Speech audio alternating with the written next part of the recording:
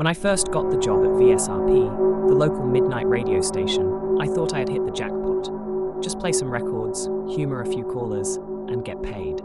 The station was an old, forgotten relic on a lonely stretch of highway, swallowed by trees and shadows. The inside smelled of mildew and stale coffee, the equipment ancient and temperamental.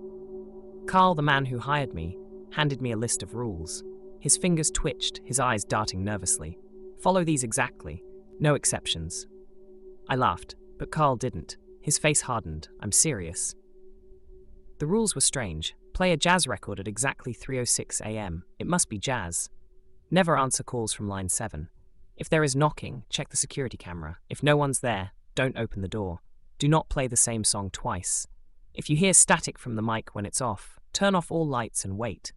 The first night was uneventful, but on my second night, I got careless. At 3:06 a.m., I scrambled to find a jazz record, finally dropping an old Miles Davis album. The trumpet played smooth and warm, but underneath it, I heard something else. A whisper. I leaned in. The whisper became a voice. Don't stop the music. My breath hitched. I glanced at the mic, off. The voice wasn't from me.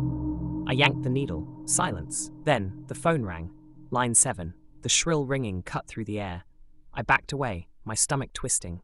It rang again, and again. The sound grew louder, unbearable. Then, silence. The lights went out. Darkness swallowed the studio. The air thickened.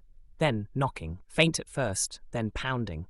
My mind screamed Carl's rule. Check the security camera. The hallway was empty. But the knocking grew violent. Bang, bang, bang. It stopped. At 4 a.m., static crackled from the mic. My stomach turned to ice. The voice returned, louder, filled with venom. Why didn't you follow the rules? The sound surged, pressing into my skull. I clawed at the controls, trying to shut it off. My ears rang. My vision blurred. I screamed, then silence. The lights flickered back on. 6 a.m. My shift was over. Carl waited outside, face pale, eyes hollow. He handed me a new list. Next time, follow it, or you won't make it to morning. I don't question the rules now, because when you stop following them, the station makes its own.